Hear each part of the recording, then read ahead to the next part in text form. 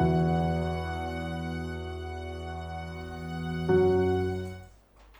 me l'avez demandé, Alain Bouloudjoua est là. Nous allons parler. L'actualité reste dominée au niveau du continent avec l'arrivée de Macron aujourd'hui. Macron va atterrir au niveau des Gabon où il va assister, bien sûr, il y a un sommet ou soit une conférence sur les climats, la protection des forêts au niveau de l'Afrique. Macron arrivera ici vers les 3-4, il sera ici en RDC. Nous allons parler de ça parce qu'il y a une polémique là-dessus, il y a une sorte de remous. Également, on parle de ça, en tout cas, ça fait couler beaucoup d'encre et de salive. On dit, merci beaucoup Abel Godor, ça fait couler beaucoup d'encre et de salive. Il y a une bonne opinion qui estime que Macron est derrière les Rwandais. Macron, c'est les parrains, ou soit la République française est derrière les Rwandais. Pourquoi est-ce que la France ne condamne pas, ne sanctionne pas les Rwandais? La France siège en tant que membre permanent au niveau du Conseil de sécurité. Pourquoi est-ce que la France ne prend pas des mesures assez coercitives à l'égard du Rwanda? Nous allons parler de ça, nous allons nous atteler là-dessus, mais également prendre le processus électoral. De plus en plus, les voix s'élèvent pour dénoncer ces processus d'enrôlement. Hier, le CNSA a fait un rapport vraiment qui essaie de peindre les tableaux en noir concernant tout ce qui se passe au niveau de l'enrôlement avec M. Denis Kadima. Il y a également Corneille Nanga qui s'est exprimé, qui a abondé pratiquement dans le même sens que les CNSA et beaucoup d'autres acteurs politiques en République démocratique du Congo. Nous allons parler de tout ça et revenir également sur ce qui s'est passé avec notre bébé dévoré par les chiens. Ça fait très mal. Nous allons avoir un peu la vie, les points de vue de M. Alain Bouloudjoua. Comment est-ce qu'il pense, parce que ça touche profondément les peuples, et sans oublier la situation sociale et la situation sécuritaire qui reste précaire. Je vois les élus du Nord Kivu qui s'élèvent pour dénoncer et ce qui se passe et les silences coupables de nos autorités. Merci à Belgodor, merci également à Louison, merci à vous tous, à Dany également. Nous allons finir à la fin de l'émission, nous allons voir la mobilisation d'Adolphe Muzito au niveau du Grand Bandundu. Alain Bouloudjoua, un grand plaisir de vous recevoir. Un plaisir partagé, en tout cas, merci beaucoup pour l'opportunité. Alors, Alain Bouloudjoua, nous sommes en direct, hein? Le numéro est là, plus 243 82 41 59 117. Alain Bouloudjoua, vous particulièrement, comment vous observez cette actualité au niveau du continent?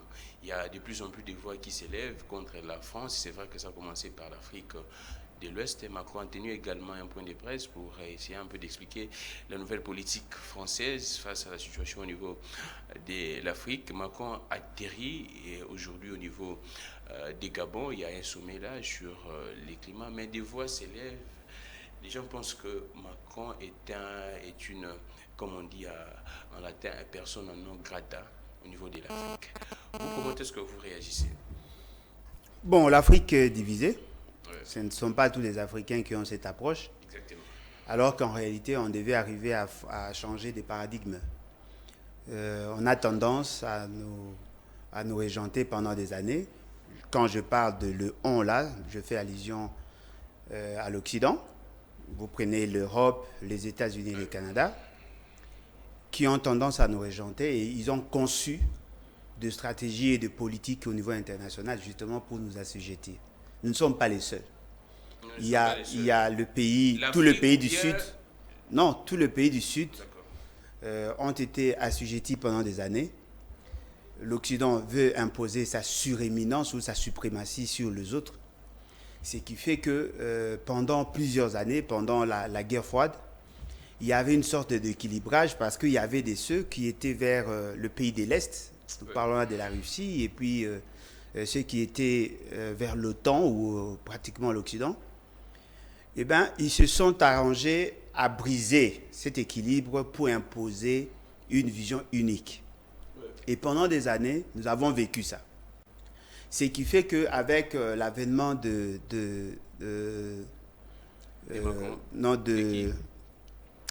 je ne comprends même pas comment je peux oublier son nom. Le président russe, Poutine, hein, il est arrivé, il est en voie de briser cette réalité pour créer plusieurs pôles au niveau mondial et cela va certainement créer une sorte d'équilibrage. Son message et le message de panafricaniste a pris de l'ampleur avec la nouvelle génération. Vous savez, peut-être que l'Occident n'avait pas compris la portée de l'Internet, la portée des réseaux sociaux, mais je peux vous dire aujourd'hui, les réseaux sociaux sont en train de desservir l'Occident. Parce que tous les jeunes, effectivement, tous les jeunes qui ont eu accès, qui ont aujourd'hui accès à l'Internet, sont mieux informés que notre génération qui n'avions que deux chaînes de télévision. Actuellement, l'information circule rapidement. Il y a des échanges qui se font. Il y a des échanges qui se font. Et donc, la nouvelle philosophie africaine voudrait assez que, lorsque nous allons au niveau international, que nous parlons d'égal à égal. C'est ça l'exigence des Africains aujourd'hui. Et donc, la question à se poser, est-ce que l'Africain est prêt à parler d'égal à égal avec l'Occident? Non, mais l'Africain a toujours été disposé à parler d'égal à égal. Sauf peut-être que la dépendance économique et l'évolution technologique ne nous ont pas avantagés pendant des années. Parce que lorsqu'il y avait l'industrialisation, l'homme blanc a eu de l'ascension, a eu de la vitesse, justement parce qu'il a pu s'élancer dans une économie de grande échelle. Il était en mesure de produire au-delà et il a concurrencé la production interne. Mais aujourd'hui, l'économie a basculé. Aujourd'hui, l'Internet, l'information donne la latitude, la possibilité aux jeunes Africains d'innover aussi dans le même secteur. Exactement. Vous prenez en termes de programmation, tout ce qui a trait à l'informatique et autres. Nous avons pu former nos jeunes. Nos jeunes ont été formés à l'étranger, nos jeunes ont été formés ici. Ils font pratiquement la concurrence. Ils sont capables de créer des logiciels, ils sont capables de créer des applications qui sont aujourd'hui acceptées justement parce que l'Internet a facilité l'accession à l'information. Cette réalité-là peut justifier l'attitude aujourd'hui de la communauté dite internationale. Qu'est-ce que nous comprenons? Nous comprenons que les Africains veulent s'affranchir de l'aliénation de l'Occident. Quand vous prenez tout ce qui a eu comme printemps arabe, c'était au niveau interne pour faire partie des dirigeants, mais aujourd'hui, les gens veulent sortir de l'influence de l'Occident.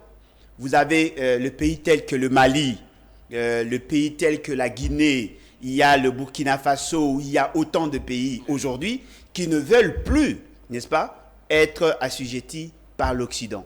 Les débats qu'il y a eu avec le franc CFA, c'est là augure effectivement une nouvelle ère au niveau africain.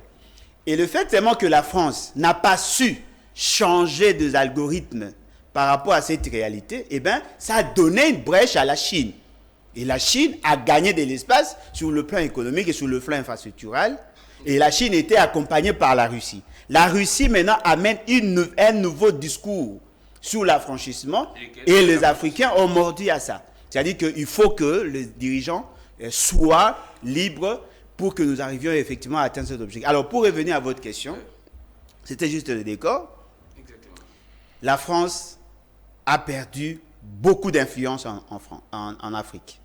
Vous le croyez? Et la France, non, bien évidemment, même eux-mêmes le disent, ils ont perdu beaucoup d'influence, ils ont perdu beaucoup de marchés. Alors, pour garder le standing de vie de Français en France, M. Macron veut séduire tous ceux qui ont été convoqués par les Américains. Il vous souviendra que lorsque le gouvernement faisait semblant d'aller vers la Russie, les Américains se sont décidés de le convoquer. On a convoqué M. Félix Tshisekedi et les autres au niveau des États-Unis. Il y a eu un sommet, USA-Afrique.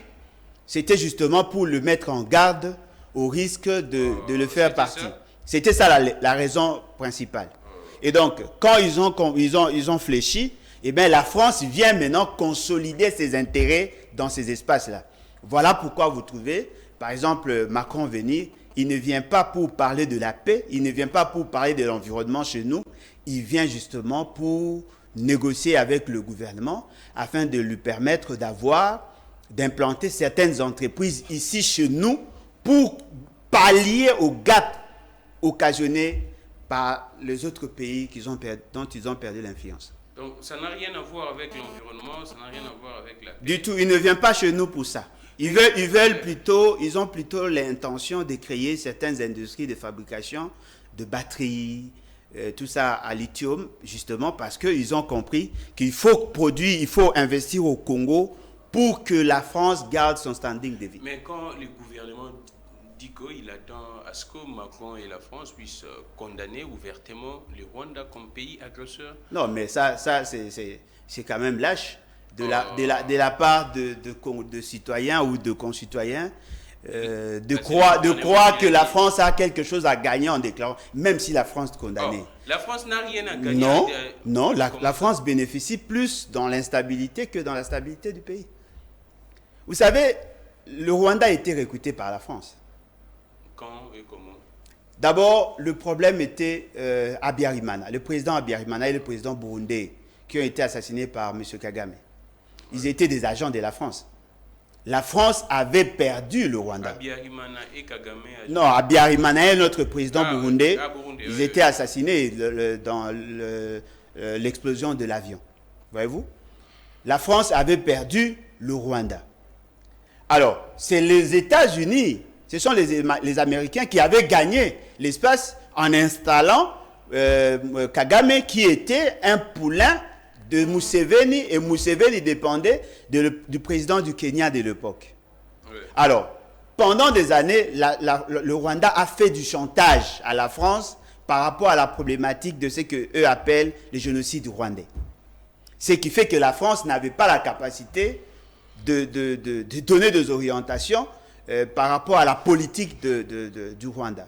Ils l'ont approché pour le récompenser, calmer ses ardeurs. Ils lui ont donné une organisation hyper stratégique sur le plan diplomatique, l'OIF, l'Organisation internationale de la francophonie. Les Français ont fermé les yeux dans tout ce qui se faisait, justement parce que le Rwanda avait des éléments pouvant orienter les politiques de la France au niveau africain.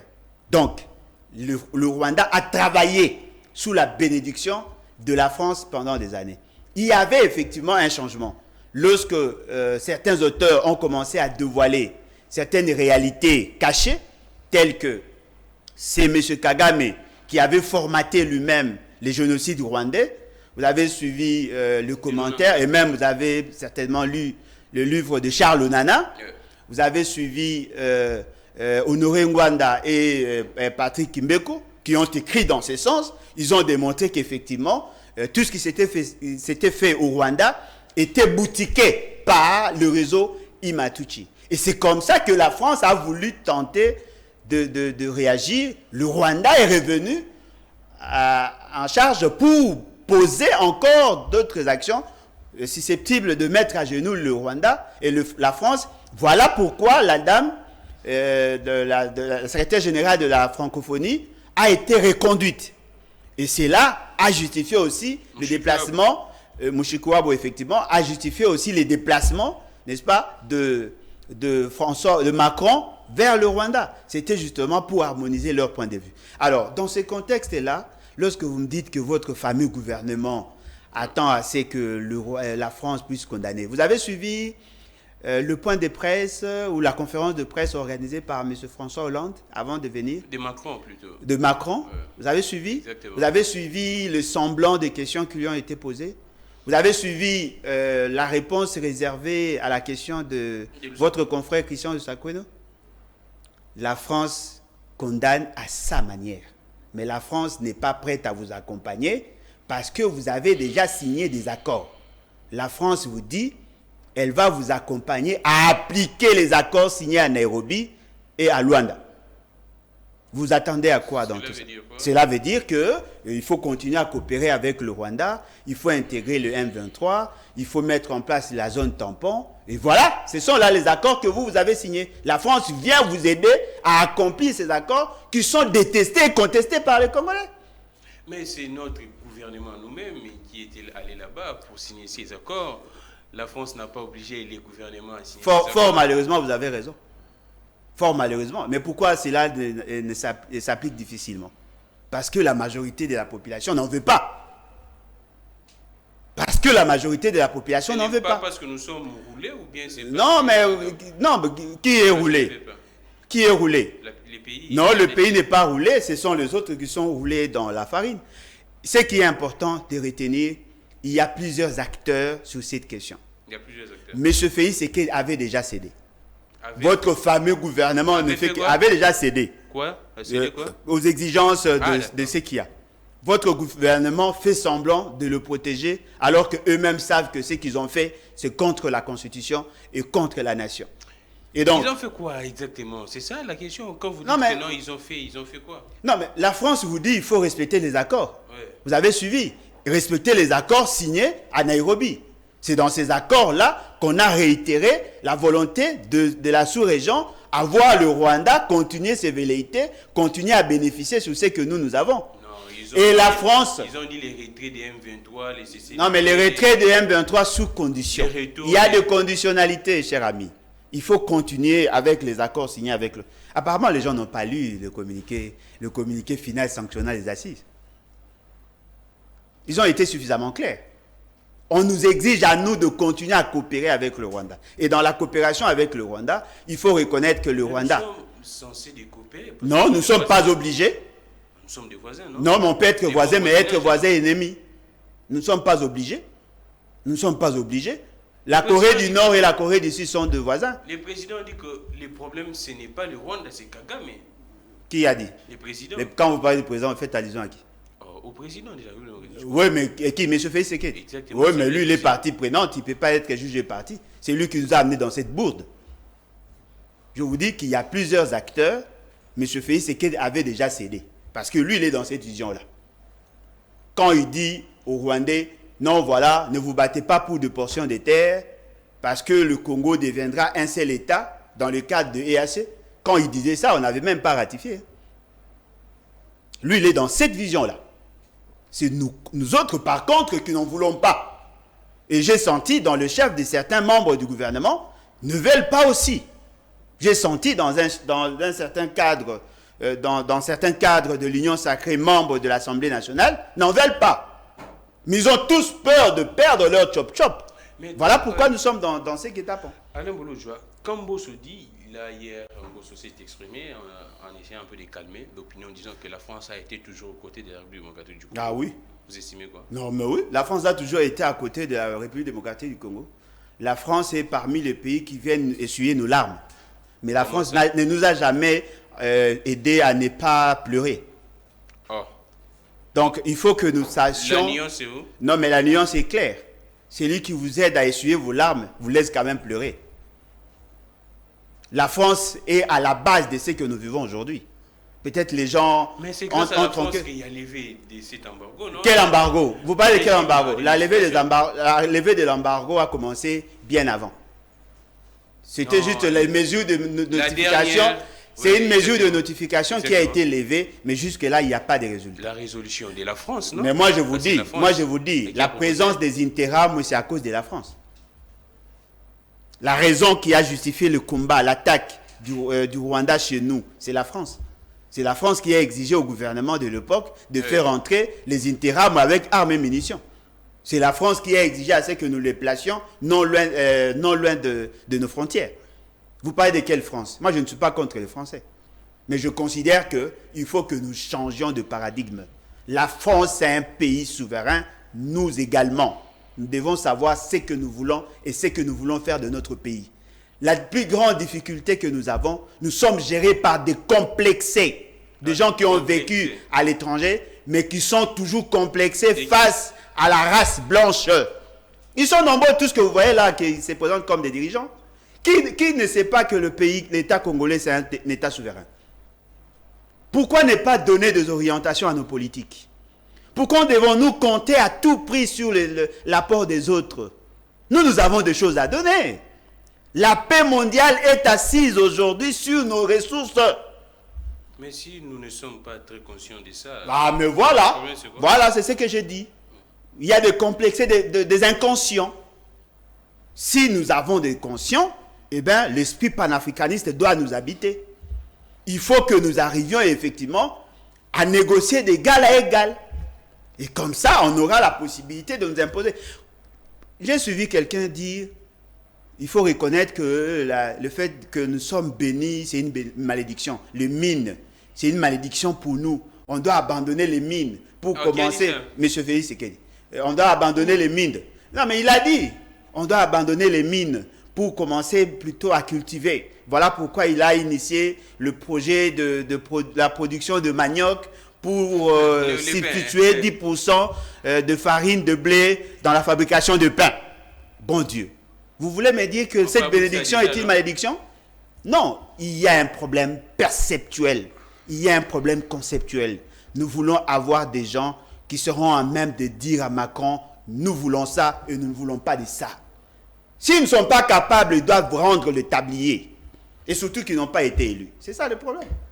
Là, c'est Alain Boulodjo, nous sommes en direct. Nous parlons de l'arrivée du président français.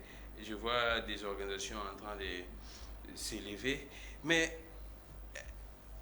Alain Boulodjo, vous pensez que, comme estiment d'autres personnes, que Macron ne doit pas fouler ses pieds ici, ou bien on doit quand même les recevoir? Macron pourrait en tout cas apporter une autre touche, ou bien Macron ne peut pas fouler ses pieds ici? Bon, moi je crois qu'au-delà des émotions, nous devons apprendre à être plus pondérés, plus rationnels. En quoi c'est mauvais de recevoir Macron? Il n'y a rien de mauvais. Je ne vois rien de mauvais. Mais peut-être les gens ont peur de voir Macron en face de ceux qui sont là comme nos représentants. Parce que si vous avez des grands négociateurs, vous avez des gens qui sont capables de donner des orientations aux politiques publiques, vous avez des gens qui aiment leur pays et qui ne sont pas prêts à se compromettre. En quoi c'est mauvais? Parce que en se déplaçant, il amène la presse, il amène l'opportunité, l'opportunité pour le pays à faire connaître ce qu'il veut. Mais la difficulté maintenant, Macron ne vient pas... Est-ce que nous avions saisi l'opportunité avec l'arrivée du pape? Oui, nous avons saisi l'opportunité. Ce n'est pas l'État, mais nous. Vous qui? Nous, le Congolais, nous avons saisi, nous avons compris que ceux qui sont en face de nous ne sont pas sérieux. Voyez-vous? C'est-à-dire que pour nous, si nous avons il y avait un interlocuteur, il y avait quelqu'un à même de dire à Macron ce qu'il pense et comment orienter le politique, ça serait bénéfique pour nous. Mais la difficulté, le Tundu n'arrivera même pas au niveau il n'arrivera même pas là-bas. Voyez-vous? Non, il n'arrivera même pas. Il n'a même pas l'étoffe pour être son interlocuteur. Fort malheureusement, il sera en face de M. Félix Sekedi. M. Lutundu sera à côté en train de prendre note. Et M. Lutundu tellement qu'il veut protéger son pouvoir, il n'aura même pas le courage de donner des orientations ou de dire à M. Félix Sekedi de faire ça ou de ne pas faire ça. C'est ça le problème. Macron arrive, il a besoin des marchés. Si nous avons des gens qui sont pétris de valeurs, des gens capables de bien négocier, on allait négocier, et on allait avoir des contrats win-win. Oui, monsieur, vous voulez investir chez nous, c'est bien. Nous voulons accueillir tous les investisseurs. Ne me dites pas que nous n'avons pas besoin des Français. Non, nous avons besoin des Français, mais ils doivent considérer que nous sommes un État souverain. C'est ça notre combat. Nous ne sommes pas des xénophobes, nous. Nous acceptons tout le monde. Qu'ils viennent, qu'on négocie d'égal à égal. Mais la difficulté maintenant, c'est quoi? C'est comme aujourd'hui, Peter Tiani va visiter son caméraman chez lui. Voyez-vous? C'est-à-dire qu'on considère celui qui vient comme patron. Macron vient en maître. Il ne vient pas comme président. En maître. Il vient. Non, mais, son homologue. On va suivre la suite. Vous allez me donner certainement raison. Macron vient en maître. Il vient en maître. Il vient voir ses élèves. Il vient voir ses sujets. C'est ça le problème. Nous voulons. Vous savez, je ne me souviens pas avoir vu un président français chez nous à l'époque de Mobutu. Sincèrement, je ne me souviens pas. Peut-être que je me trompe. Je ne me souviens pas avoir vu un président français. Mais le français respectait l'État congolais à l'époque Zaïre. Vous insinuez quoi? J'insinue que la qualité du chef définit aussi les degrés de relations avec d'autres pays. Fort malheureusement, ce n'est pas le cas aujourd'hui. Donc, nous voulons à ce que nous puissions changer le paradigme. Nous voulons assez que quand la France vient, la France peut investir. Vous avez Bolloré chez nous. Mais Bolloré. Ils sont là. Ils n'ont jamais été inquiétés. Ouais. Voyez-vous, on avait Total ici, il y avait d'autres structures, d'autres investissements français chez nous. On ne les inquiète pas parce que nous ne sommes pas des xénophobes. Nous les acceptons en tant que tels. Mais ils doivent respecter les limites. Ah, d'accord. C'est ça notre combat. Alors, Alain Boulodjoua, avec l'arrivée des Macron, on sait que l'opinion estime qu'on doit aller du côté du bloc sino-russe. Est-ce avec l'arrivée des Macron, ça ne va pas essayer un peu de refroidir nos relations avec la Russie? Est-ce que la Russie ne pourrait pas prendre cet événement d'un mauvais œil ou bien comment? Non, mais attendez, nous sommes un pays souverain. Nous pouvons décider avec qui nous devons collaborer. Si nous refusons l'assujettissement de l'Occident, on ne va pas accepter l'assujettissement de la Russie. Mais est-ce que le peuple est en train de comprendre cette donne? Apparemment, pour le peuple, on doit aller chez Poutine. Oui, mais je vous dis, nous avons tous soulevé cette question-là. Nous devons aller vers la Russie parce que l'Occident nous avait tourné le dos. M. Félix Tshisekedi apparemment avait aussi mordu à l'hameçon. Il a tenté d'aller vers la Russie, mais il a été convoqué par le président américain. On a gueulé sur eux là-bas. Ils n'ont même pas été en mesure de donner leur point de vue. C'était un sommet économique. Non, mais c'est ce qu'on vous dit. C'est ce qu'on vous dit. C'est ce qu'on vous dit. Mais dans le couloir, c'était autre chose. Officiellement, c'est ce qu'on vous a présenté. Mais officieusement, il y a eu d'autres rencontres. Le président américain a tonné sur tout ce que vous appelez président là. On leur a dit, celui qui va oser, on va couper le système SWIFT, on va couper l'aide au développement, on va couper. Ils ont eu peur. Parce que, en réalité, au regard de la situation, nous ne pouvons pas être dans le même pôle que ceux que nous combattent. Mais fort malheureusement, il y a des gens qui n'ont pas assez d'énergie pour lever de bonnes options. Alors, même si nous irons vers la Russie, on doit garder le même état d'esprit. On ne doit pas se dire, non, voilà, nous allons vers la Russie, on ferme les yeux pour donner tout à la Russie. Non. Il faut que nous préservions notre souveraineté. C'est ça l'élément essentiel de notre identité. Mais là, moi je vois souvent quand Macron descend en Afrique, il a l'habitude d'échanger avec des jeunes Africains. Je ne sais pas si cette fois-ci, notre gouvernement pourrait laisser en tout cas cet échange se faire entre les jeunes et... ça ne dépend pas de notre gouvernement. Et Macron. Oh, ça dépend des... Non, ce sont des protocoles. Macron ne dépend pas de ce qu'ils font. Macron peut rencontrer Félix Tshisekedi comme il veut. Il peut aussi venir et puis il repart. C'est lui le maître. Mais en suivant la question lui posée, apparemment, il aura cette intention-là. C'est ça qu'il fait souvent en Afrique. Hein? Oui, mais qu'est-ce qu'on a à foutre de ça? Vous rencontrez des jeunes Africains, mais vous leur interdisez d'avoir des visas. Ça sert à quoi? Moi, j'ai vu des enfants être enterrés justement parce qu'ils voulaient traverser. On ne leur a pas donné les visas. Ils sont passés par des voies non appropriées. Il y a des jeunes Africains qui meurent justement parce que le visa est difficile. Alors, nous leur donnons facilement le visa pour venir piller, tuer chez nous. Eux refusent que nous allons chez eux. Mais c'est parce que nous fuyons là-bas, non? Non, mais nous fuyons pourquoi? La pauvreté. Non, mais parce qu'eux soutiennent des gens qui sont peu recommandables ici. Comment M. Macron, qui est dans un pays qui se veut démocratique, peut-il accepter l'invitation de M. Félix Tshisekedi? Il y a également un antécédent avec l'arrivée de Sarkozy ici, qui avait dit à l'époque de M. Kabila que le Congo est tellement assez riche avec des minéraux et ainsi de suite qui doivent normalement servir, qui doivent être partagés par tout le monde. Les gens ont un peu cet antécédent dans leur tête. Ils se disent que ces messages pourraient être réédités par Macron. Donc les gens n'ont même pas compris que c'est ce que Macron a dit. Mais je suis désolé. Hein? Tout ce que nous fournissons comme effort, les gens n'ont même pas compris. Il a dit le même message. Il a dit le même... Mais Christian Sakon est encore vivant. Il a dit le même message. Vous savez qu'est-ce qu'il a dit? Il faut respecter les accords de Nairobi et l'accord de Luanda. C'est dans ces accords-là qu'on a dit que l'État congolais doit continuer à coopérer avec le Rwanda et à continuer dans les accords déjà signés. dans la coopération. C'est écrit sur papier, M. Félix Tshisekedi a posé sa signature. C'est déjà écrit, il vient pour ça.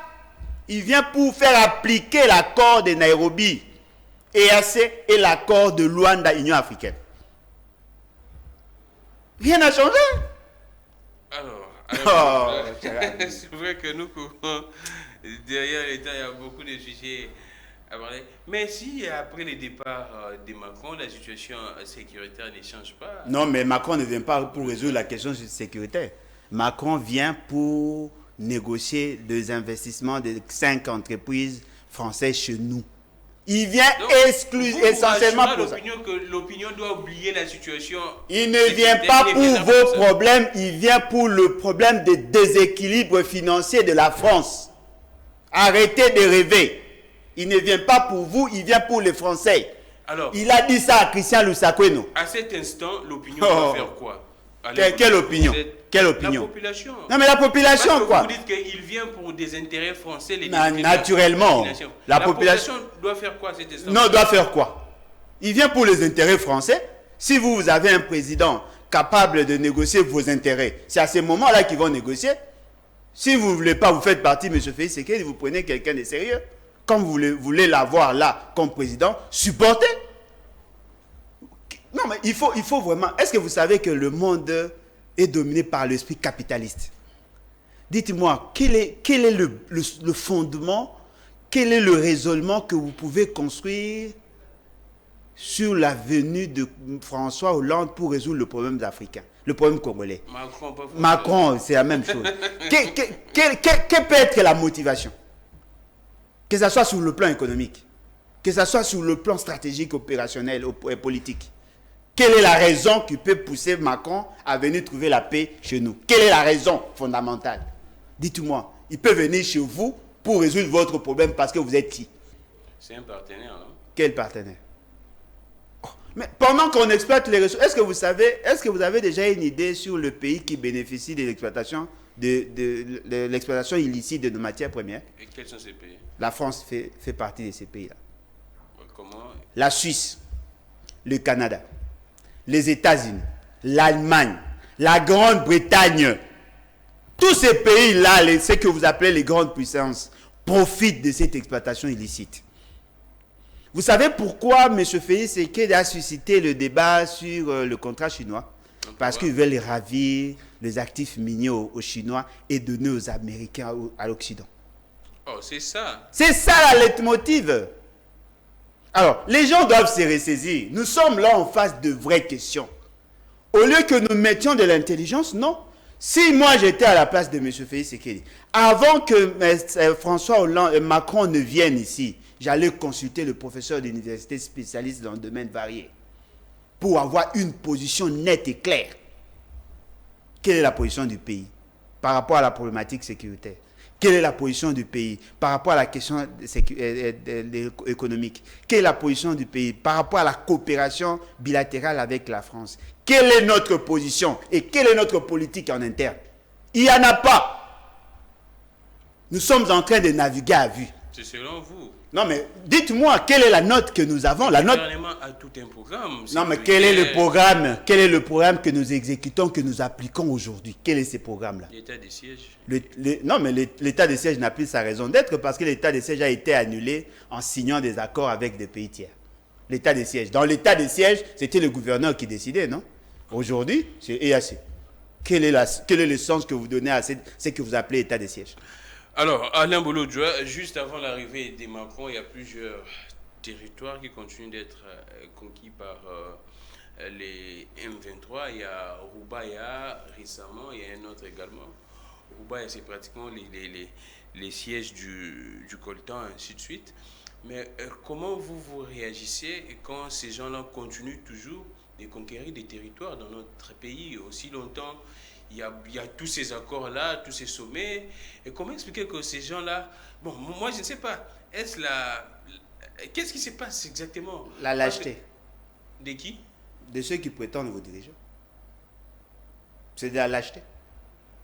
Pourquoi on n'a pas des informations que non, les FRDC font ceci? On nous donne des informations, les FRDC font ceci. alors que ce sont de fausses informations. Alain Bouloudjo. On nous dit, j'ai suivi le réseau de ceux qui prétendent être au pouvoir hier, et je crois même ce matin, ils ont récupéré ce que vous avez cité là. La cité que vous avez citée là. Oubaya. Ils auraient récupéré. On nous montre une vidéo.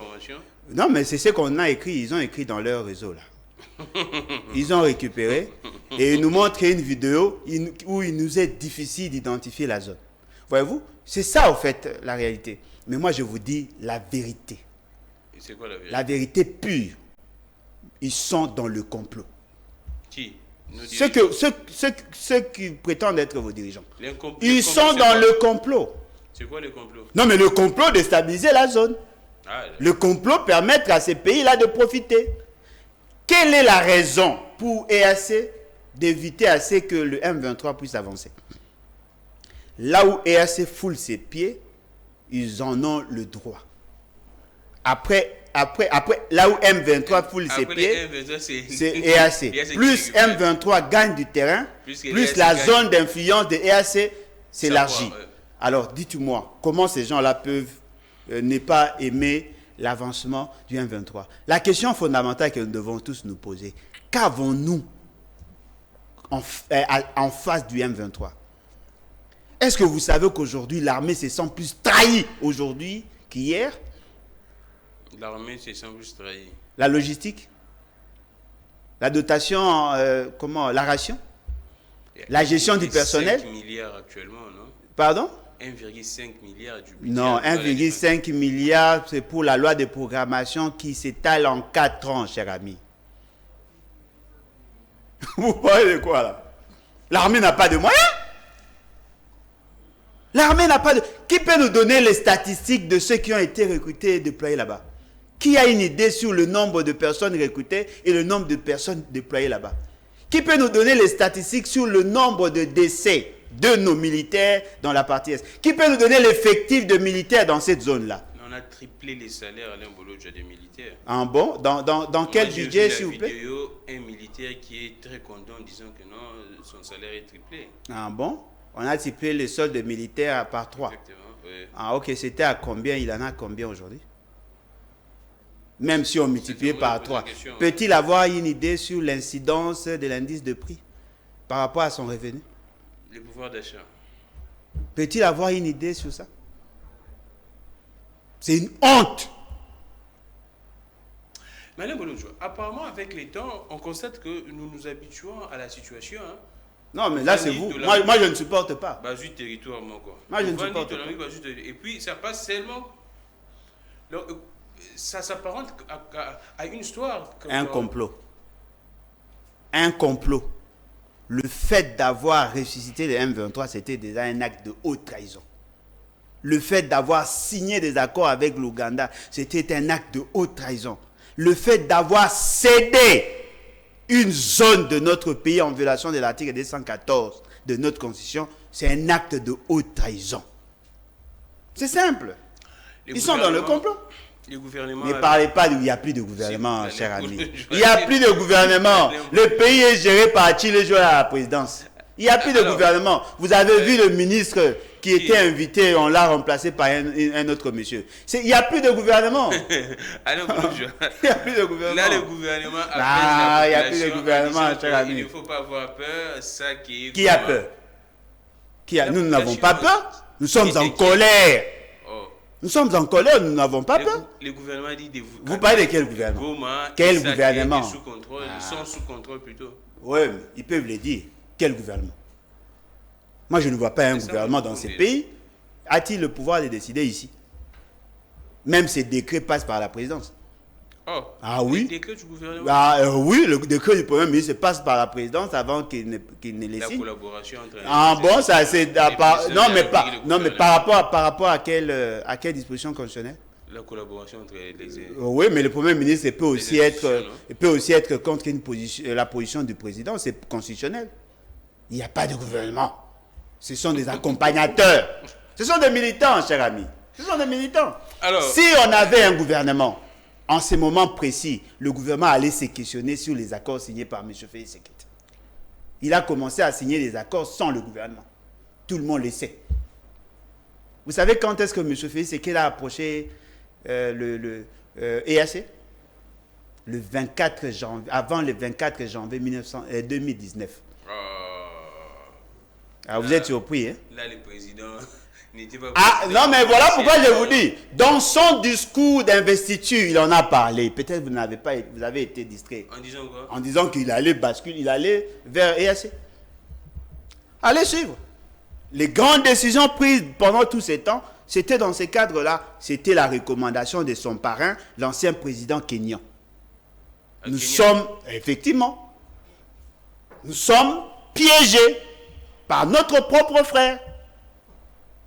Les gens n'ont pas le courage. Non, il n'y a pas de problème. Vous m'arrêtez, mais je vous dis la vérité. Alain Bolo Jobo, pas de peur en tout cas. Nous sommes nous tous des Congolais, nous aimons ces pays, les patriotismes et les nationalismes.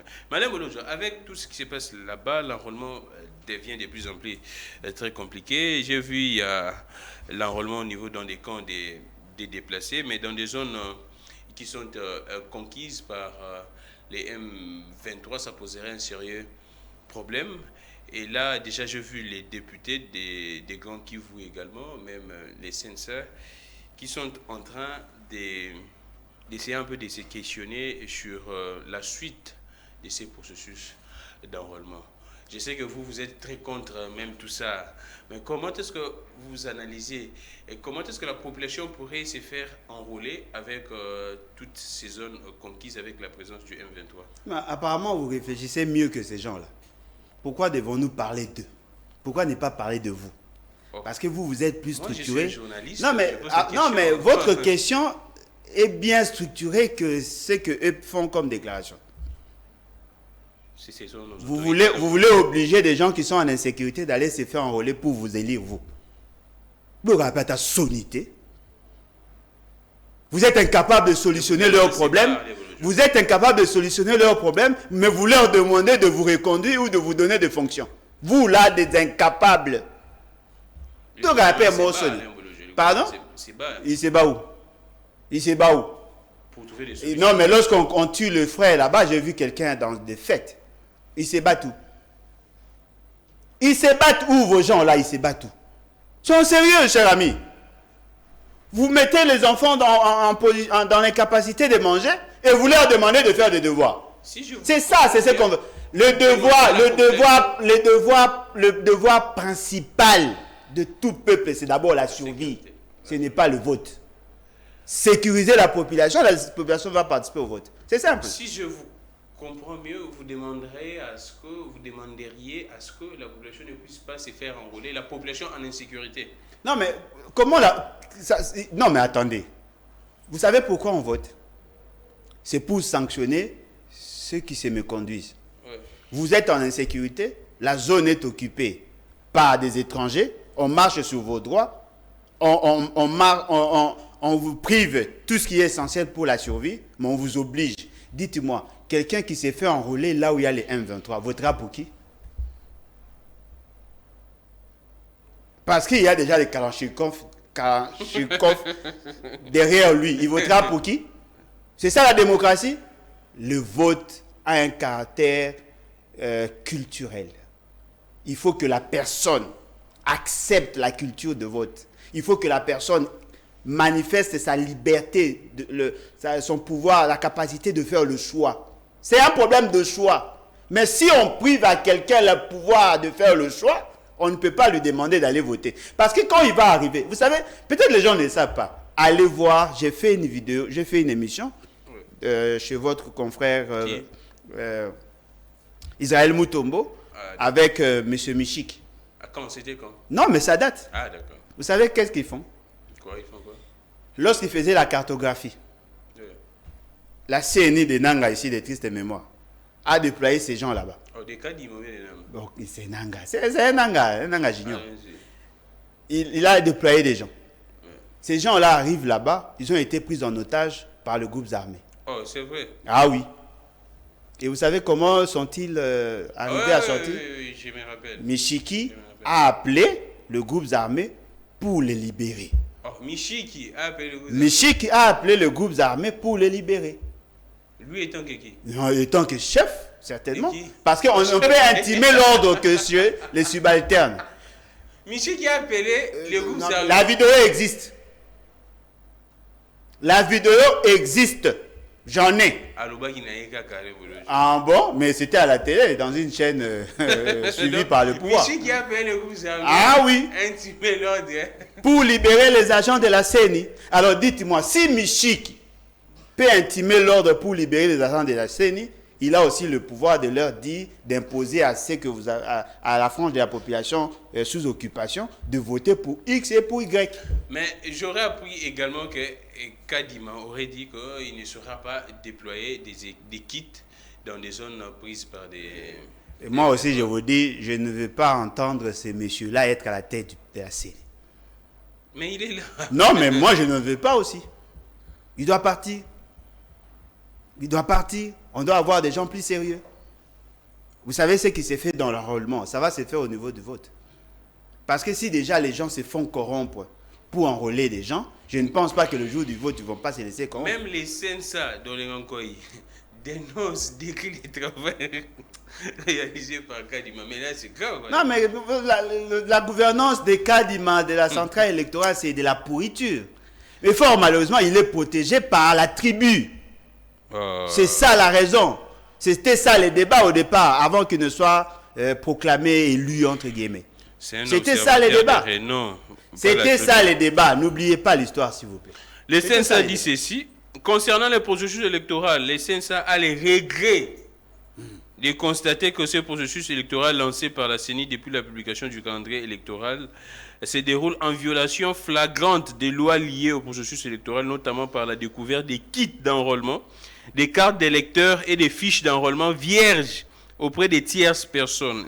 Voilà. Les dysfonctionnements de certains centres d'inscription et l'existence des centres d'inscription fictifs, ainsi que les violences physiques orchestrées par des milices des partis politiques de tous bords, observés dans certains centres d'inscription des électeurs. Ces incidents connus créent une inquiétude dans l'opinion sur la crédibilité du processus électoral. Ils me rejoignent. C'est ce que je disais. Vous avez un président peu crédible, vous avez un bureau peu crédible, vous avez des agents peu crédibles, vous ne pouvez pas avoir de bonnes opérations. C'est ce que je disais. C'était ça ma crainte. Personne ne voulait me croire. Mais comment expliquer à Alain Bouloudjoa? J'ai vu également Fayoulou décrier en fait les idées, ainsi de suite. Tout le monde décrit, mais les gens accompagnent même. C'est ce qui est paradoxal. En fait, l'opinion doit retenir quoi? Non, l'opinion doit... Il y a de la triche, il y a ainsi... Mais vous accompagnez du moins... L'opinion doit retenir que ce sont des humains. C'est-à-dire? C'est-à-dire que ce sont des humains. Et Fayoulou? Non, mais c'est un humain. Ce sont des humains.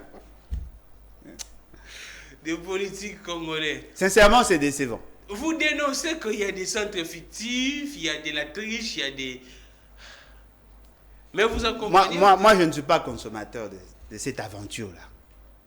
Peut-être que vous ne le savez pas. Peut-être que ça sera... Bon, j'en ai parlé l'autre fois. Peut-être que vous n'avez pas attiré attention. Allons-y. Quoi? En dehors de ce qu'on vous dit à la télé, il y a de pourparlers quelque part. Il y a eu de pourparlers, il continue. S'il vous plaît, allez, on va vous dire. Je vous dis, il y a eu de pourparlers, il continue. De pourparlers entre qui et qui? Entre ceux qui prétendent être dans l'opposition et ceux qui prétendent être au pouvoir. Il y a de pourparlers déjà. Ah oui. Entre ceux qui prétendent et être ça dans l'opposition et ceux qui... La France a facilité, la Belgique également. Ne soyez pas surpris de voir un gouvernement de très très large union nationale. C'est ça l'une des raisons que je sois en colère. Notre peuple est en train d'être trahi par ses propres fils. Répétez un peu Alain Bouloudjoa Lingala. J'ai dit. Ça sera plus mieux. En fait, nous sommes en direct. Alain Bouloudjoa, la population vous suit. Élection aux Ala.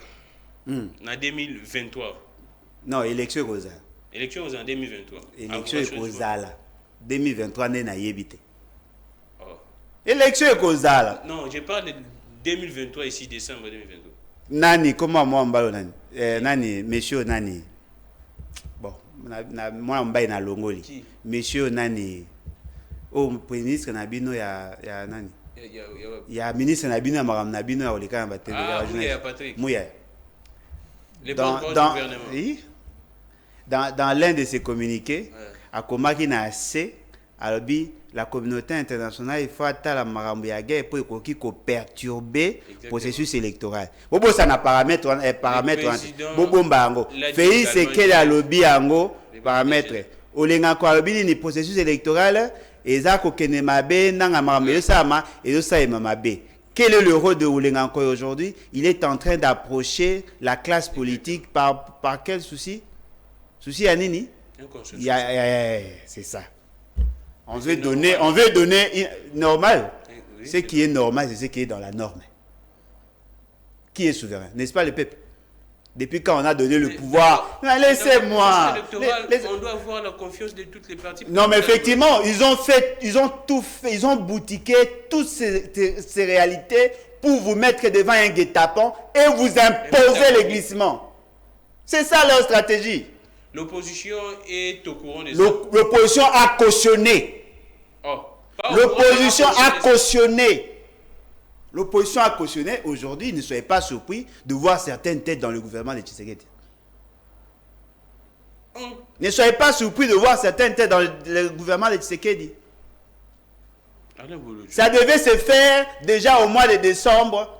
Il devait faire un message à la nation, l'échange des vœux, le 31 décembre. Il n'a pas fait. Quelques jours après, vous avez senti qu'il y a eu de l'agitation. Et cela a poussé même une tendance politique à ne pas aller se faire enrôler pour faire pression parce qu'ils se sont résolus de mettre en place un gouvernement. Alors dites-moi, comment peut-on compter sur une classe politique aussi polluée? Le peuple a besoin du changement. Cher ami. Nabanya olelo. Kanaba na bino ke Kagame ndeko afei sekeli. Bochaki tembete. Et c'est là des ans pour vous comprendre. Na bien olelo. Le DG Eric Wemba m'appelle, je ne sais pas où DG.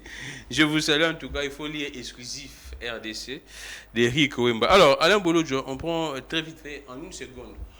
Comment aviez-vous observé la mort de ces bébés dévorés par un chien? Et jusqu'à présent, on ne sent pas même l'implication des autorités urbaines dans ça. J'aurais appris que non, ça c'est une deuxième fois qu'un chien dévore un enfant dans la capitale. Vous, quelle lecture faites-vous étant qu'analyste politique de ce qui s'est passé? Bon, je crois que ce sont des choses que nous ne pouvons pas... Bon, je rendrai certainement responsable le propriétaire du chien, mais ce sont des choses que nous devons réguler par la suite. Je demande à la famille de l'enfant, je ne sais pas si le chien appartient à la famille. Oui, à la même famille, c'est ce qu'on dit. À la même famille, fort malheureusement, ils n'ont pas beaucoup d'espace de manœuvre. Ce qui est vrai, au grand-père de l'enfant des forêts. Oui, il sera traduit en justice. Ce qui est vrai, il y a une dame qui a tenté de sauver l'enfant. Elle n'a pas pu parce que j'ai vu la vidéo. Je déplore, je condamne. Condamner à qui? À la personne qui devait en principe gérer les chiens. Parce que si vous savez que votre chien n'est pas maîtrisable, il fallait au moins prendre des précautions. Et c'est ce que je vis aussi chez moi. J'ai des chiens. Oh, vous avez également des chiens? J'en ai pas, mais mes enfants, mon fils, non, ce sont de croisés. Ce sont de croisés. Mon fils qui est à l'étranger avait laissé ses chiens. On ne peut pas les abattre, on ne peut pas les céder non plus, mais on s'efforce quand même à faire quelque chose. Vous savez, les chiens sont des chiens. Ce n'est pas parce que l'homme blanc a la culture d'élever des chiens et tout ça que nous devons copier en mal. Il faut aussi prendre des précautions.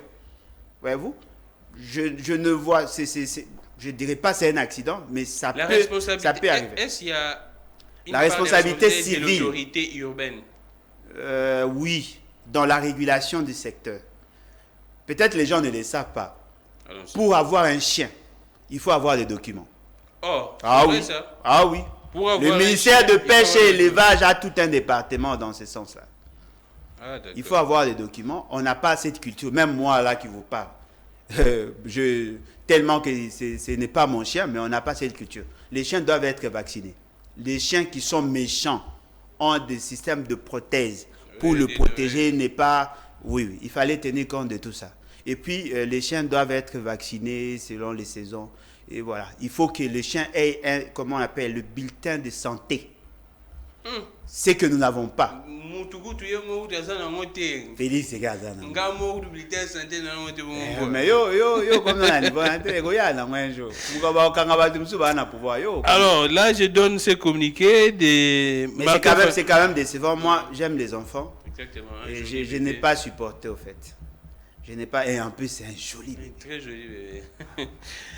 RDC 123, je m'excuse, Martin Fayulu dénonce la complicité et l'incompétence du pouvoir et appelle à des manifestations à partir de ce 11 mars à travers les pays. Donc là, c'est Martin Fayulu qui appelle. Ça, c'est bien dit.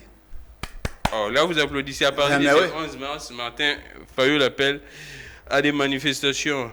Alain Bolo-Djoa, nous allons finir avec vous.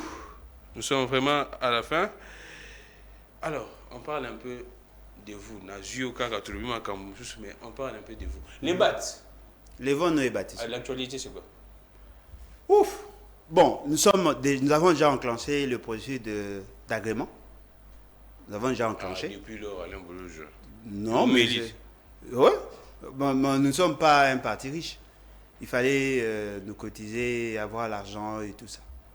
Nous avons enclenché. Et puis... nous continuons la formation.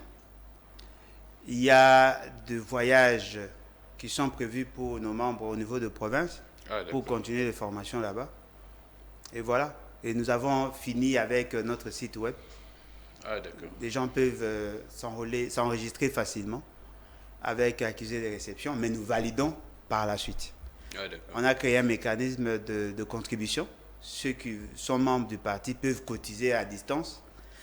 Et nous avons fait ce grand travail. On est en train de continuer à mettre en place notre stratégie de gouvernance pour que nous arrivions effectivement à imposer une alternative crédible. Contrairement à ce que nous voyons. Nous demandons aux mamans de notre parti de s'organiser pour le 8 mars. On doit faire une déclaration dans le sens de soutenir nos mamans vivant dans la partie Est. Ces mamans qui sont oubliées par ces pouvoirs de la honte. Nous n'allons pas faire de fête de pagne. On ne va pas réfléchir sur toutes les questions, mais on va essentiellement réfléchir sur la problématique sécuritaire et l'accompagnement des déplacés de guerre. D'accord. Alors, Alain Bolo-Djoa, il y a toujours... Actuellement, il y a des prisonniers et des détenus politiques en République du Congo. Oui. Alors, Ils sont nombreux. Quoi de plus normal, je ne peux que le contredire. Lui-même est déjà en prison, en fait. Oh, qui est en prison? Quoi de plus normal de le contredire? Le président dit qu'il n'y a plus de détenus et de prisonniers. Oui, parce qu'il lui considère que pour être prisonnier politique, il faut être membre de l'UDPS. Manix Yenda est prisonnier politique. Jimmy Kitenge est prisonnier politique. Barnabé Ouimana est prisonnier politique. Luc Molopo est prisonnier politique. On prend, il y a d'autres politiciens qui sont là, les membres de l'ECD qui étaient arrêtés, tout ça. Ce sont des prisonniers. Il y en a beaucoup. Mais lui, tellement, d'ailleurs, il ne vit même pas ici chez nous. Non, le président, il vit ici. Non, il ne vit même pas chez nous. Lui, il est dans les fêtes. Il n'est pas avec, il ne connaît pas nos réalités. La question devait plutôt être posée. La question que l'on devait poser à M. Félix, c'est qu'il a-t-il une idée sur le prix de mesure des haricots sur le marché?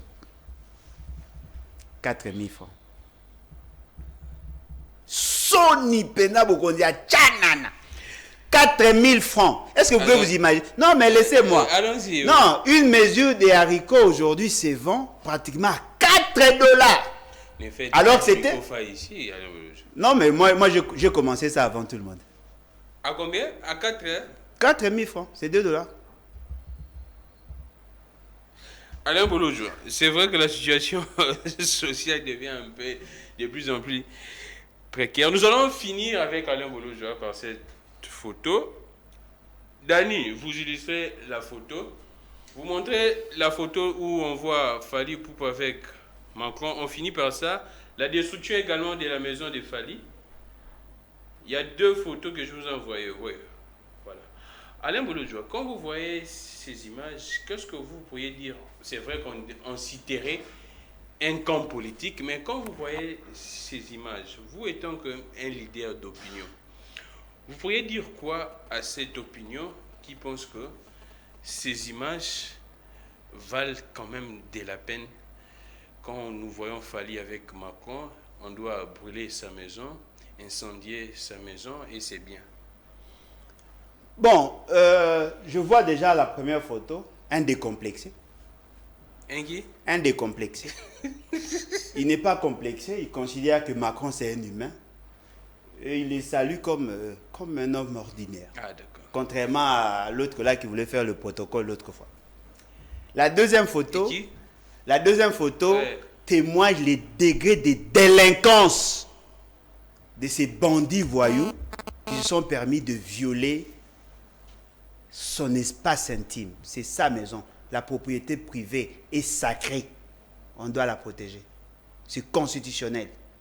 On a violé ce droit.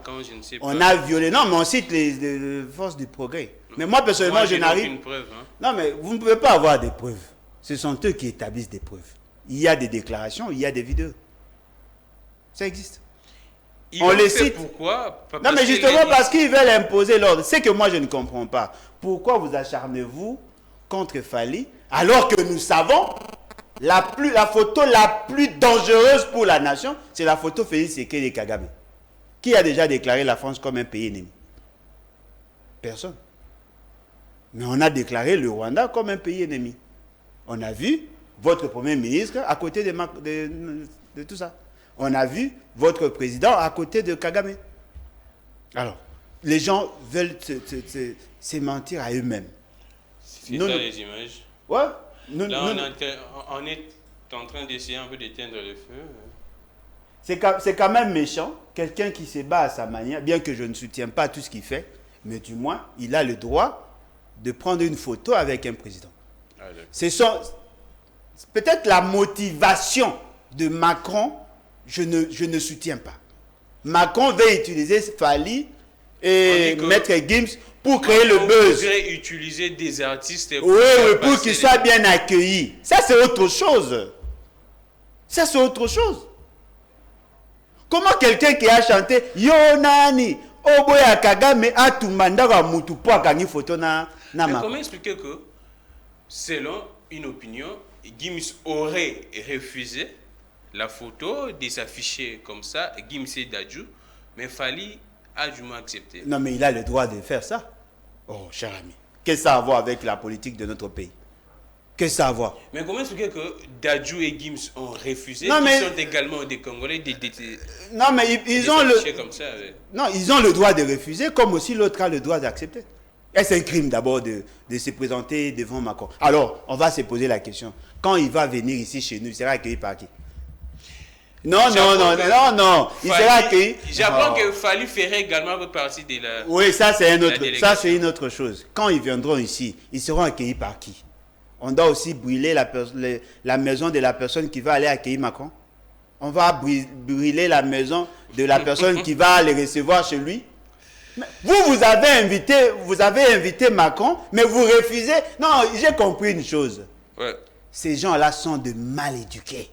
Le fait seulement qu'ils sont... Congolais, non, il y a des Congolais mal éduqués, il y a des Congolais fous. Qu'est-ce que ça a à voir avec la politique? Qu'est-ce que ça a à voir? Supposons alors qu'il y avait sa femme et ses enfants là-bas. Vous allez dire quoi? Ils ont saccagé la maison de Kabound. Tout le monde a vu. Ils ont envoyé des commandos là-bas. Ils ont violenté ses enfants. Alors dites-moi, en quoi sont-ils différents?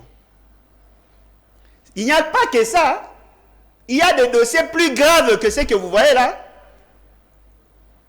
Le pouvoir Tchilé-Gelou ici a vendu un espace d'un privé. Ils ont vendu. Où? Sur Munjiba. Concession Itex Africa. Ils ont vendu. Ça appartenait à qui? Itex Africa. Ils ont vendu. Et ils ont mis des militaires là-bas. C'est ça la délinquance que ces gens veulent nous imposer. En quoi sont-ils différents? Est-ce que la vente ne s'est pas déroulée en bonne et due forme? Non. Est-ce qu'on peut vendre les biens d'un privé? C'est votre ministre là, comment il s'appelle? Le ministre de l'urbanisme, comment il s'appelle? Voilà. C'est lui qui est cité. Et derrière ça, il y a des enfants, on cite certains noms de familles de M. Félix Sekei là-bas. L'une de ses anciennes, tout ça, elle est là-bas. On cite des généraux là-bas. Alors, comment voulez-vous que nous vivions avec des gens qui marchent sur nos droits? Et ils sont en paix comme ça? Alain Bouloudjoa, vous saluez du moins les travail de Gilles Alinguette dans ces dossiers des Sycomines. Sous Canaventure. Ces messieurs-là, sincèrement, ils ne m'inspirent pas confiance. Merci sous beaucoup. Canaventure. Un mauvais rapport, vous n'avez pas idée. Mais c'est tous les Congolais qui décrient. Non, nous décrions, nous décrions la gestion du contrat chinois. Cela ne veut pas dire que nous soutenons le rapport.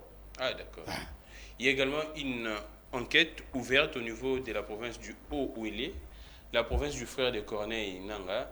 Je ne sais pas pourquoi. Un incompétent! Non. Ça, c'est vraiment une pourquoi ça vient seulement après les déclarations des Nanga? Non, mais justement parce que c'est règlement de compte. Moi, je vous dis, c'est cancer ici que vous appelez les gens du pouvoir. Ils ne sont pas sérieux. Cette province a été mal gérée depuis la première fois qu'il était là. C'est une province enclavée qui a beaucoup d'atouts, dont la population vit dans la pauvreté. J'ai vécu là-bas. Je connais Haut-Ouélé, je connais Wamba, je connais Isiro, je connais Ouacha pour avoir vécu là-bas. Je vous dis, cette province a besoin d'un bon manager. On a pris le frère de celui qui a fait de Félix Sekei ce qu'il est, on l'a placé là-bas. Aujourd'hui, que son frère, dans son ivrognerie, dans sa peur bleue d'être arrêté. Vous êtes très content des déclarations des Nanga. Pardon? Vous, je sais que vous êtes... Moi je ne peux pas être content parce qu'il a délinqué. Ah, d'accord. Il a délinqué. Il a pris le pouvoir. Il a donné à M. Kabila. Kabila a donné à M. Félix Sekei. Pour moi, c'est un délinquant. Merci beaucoup Alain Bouloudjoa, c'en est fini pour aujourd'hui. Et là, un communiqué de Mazembe, je dois lire les grandes lignes. La politisation du sport dont le TP Mazembe est victime vient récemment d'être illustrée par les obstacles que l'ANER a volontairement créés pour empêcher l'avion affrété par l'équipe pour se rendre à Dar es Salaam en Tanzanie. En ce qui concerne le tout-puissant Mazembe, ici est de dénoncer avec colère et indignation les traitements qui lui est infligé par Nicolas Kazadi. Les paiements des quotes-parts dus au tout-puissant Mazembe sont systématiquement bloqués par les ministres des Finances. Bako le bopé si mbon. Mais mbon Mazembe a mérité des quotes-parts sont bloqués. Des quotes-parts. Ils ne veulent pas soutenir, financer les éventuels challengers. Merci beaucoup. Alors, on prend cette vidéo, on finirait par ça. Adolphe Mouzitos à Gungu. Vous allez suivre cet élément d'une minute. Adolphe Mouzitos, c'est mardi, donc hier à Gungu.